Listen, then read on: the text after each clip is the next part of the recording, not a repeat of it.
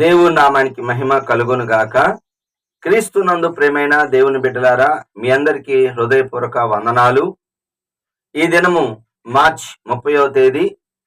లేఖన భాగము లూకా సువార్త 7వ అధ్యాయము 1 నుండి 30 వచనాలలో దేవుని యొక్క వాగ్దానము 13వ వచనము. యేసు ప్రభువారు ఆమెను చూసి కనికెరపడి ఏడవద్దని చెప్పి దగ్గరకు వెళ్ళి పాడిను ముట్టెను. ఆ చిన్నవాడ లెమ్మనగానే వాడు లేచును. హల్లెలూయా. ఇక్కడ నాయిను అనే గ్రామంలో ఒక విధవరాలికి ఒక కుమారుడు ఉన్నాడు. ఒక్కడే కుమారుడు. అతడు మరి వ్యాధితోనూ బాధతో మొత్తానికి అతడు బలహీనతతో చనిపోయాడు. చనిపోయినప్పుడు సమాధి చేయటానికి తీసుకొస్తుంటే మరి యేసు ప్రభువారు ఎదురయ్యాడు. అవునండి, యేసు ప్రభువారికి అన్నిటి మీద అధికారం ఉంది. యాయిరు కుమార్తెదేమో మరి రహస్యంగా ఆ కుటుంబం వరకే వారిని బతికించి బిడ్డను అప్పజెప్పాడు. ఇక్కడ మరి యేసు ప్రభువారు కనికరపడి ఆమెకున్న ఆధారం తన కుమారుడే. వృద్ధాప్యములో మరి పోషించడానికి మరి ఆ కుమారుడు అండగా ఉంటాడు అని అనుకొని ఉంటది. కానీ ఆ బిడ్డ కోల్పోయినప్పుడు ఎంతో దుఃఖంలో, వేదనలో మరి ఆ తల్లి ఏడుస్తున్న సమయంలో ఏడవద్దని చెప్పి ఆమెను ఓదార్చి ఆ చిన్నవాడిని లేపాడు. ఇక్కడ యేసు ప్రభువారు ఇక నీ పని అయిపోయింది, ఇక నా వల్ల ఏమి కాదు, నా జీవితం అంతా పోయింది అనుకోవచ్చు. కానీ అట్టి సమయంలో మరణం మీద కూడా అధికారం ఉంది నాకు అని ఆ బిడ్డని బ్రతికించి అక్కడ అప్పజెప్పాడు. అంటే ప్రభు మాట చెప్పటమే కాదు, బ్రతికించి ఆ యొక్క కన్నీటికి మూలమైన దాన్ని మరి నీవు ఈరోజు కన్నీటితో దేవుడు ముందుగానే వస్తే మరి నీకు ఆయన ముందు ఆయన సన్నిధిలో కన్నీరు విడిస్తే ఇసుకే కూడా మరణకరమైన వ్యాధి నుంచి మరి 15 సంవత్సరాలు మరి ఆయుష్నిచ్చాడు. కన్నీటి ప్రార్థన, నీ కన్నీళ్ళు ఆయన చూస్తాడు. నీ కన్నీటిని చూసే దేవుడు. ఈ దినం నువ్వు కన్నీటితో ఆయన ముందు ఉండు, దేవుడు నిన్ను కనికరించి బాగు చేస్తాడు. అవునండి, మన దేవుడు కన్నీటిని దాటిపోయేవాడు కాదు.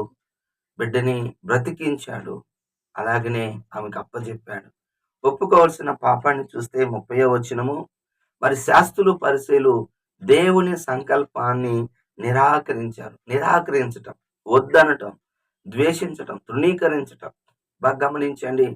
మరి పరిసయ్యులు చూస్తూనే ఉన్నారు. బాప్తిస్మిచ్చి యోహాను గారు సుంకర్లకి, పాపులకి అందరికీ మరి బాప్తిస్మిస్తున్నారు. పాప క్షమాపణ నిమిత్తం, మారు మనసు నిమిత్తం, ప్రభువు నమ్ముకున్న దానికి దేవుడు పెట్టిన ఇదిగో బాప్తిసం పొందండి అంటే వారి దగ్గర ధర్మశాస్త్రం ఉన్నప్పటికీ వారు దేవుడి సంకల్పాన్ని నిరాకరించారు. అంటే బాప్తిసం పొందలేరు.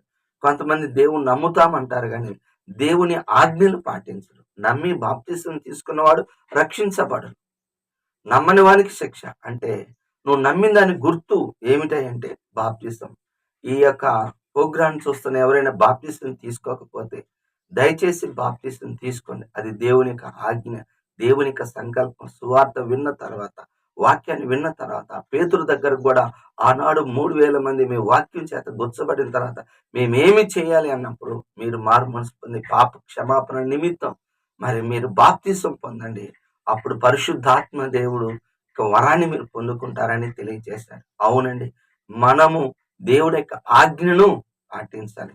శాస్త్రులు పరిసయ్యులు వింటున్నారు, చూస్తున్నారు, కానీ వారు అంగీకరించడం లేదు. చివరిగా మరి ఆజ్ఞ ఏమిటి అనగా బైబిల్లో రాయబడింది ఏమిటి అంటే 9వ వచనము, గొప్ప విశ్వాసం.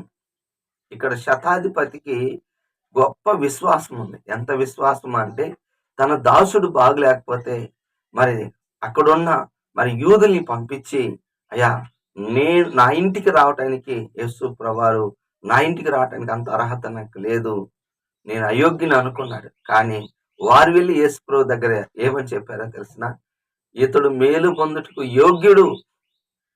ఎందుకనగా మన జనుల్ని ప్రేమించి మనకి సమాజ మందిరాన్ని కట్టించాడు.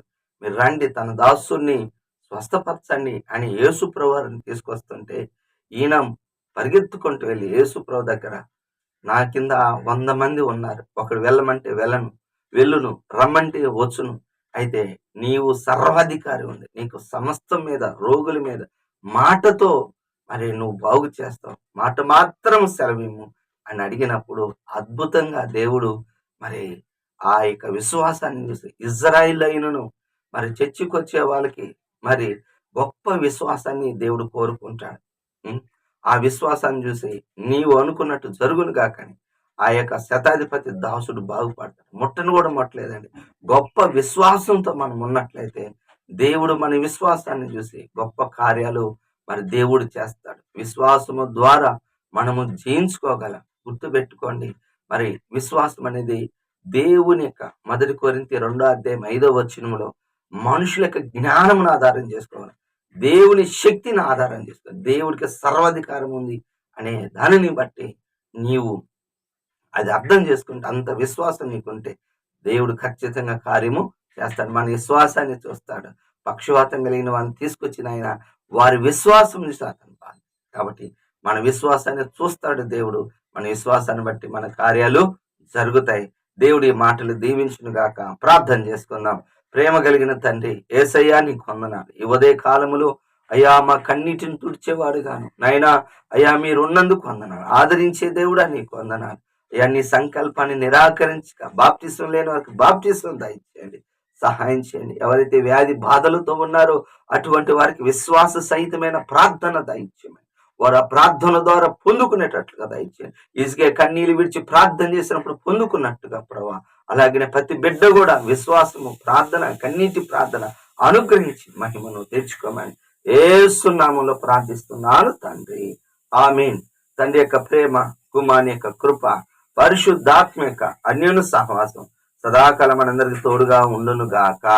ఆమేన్. హల్లెలూయా.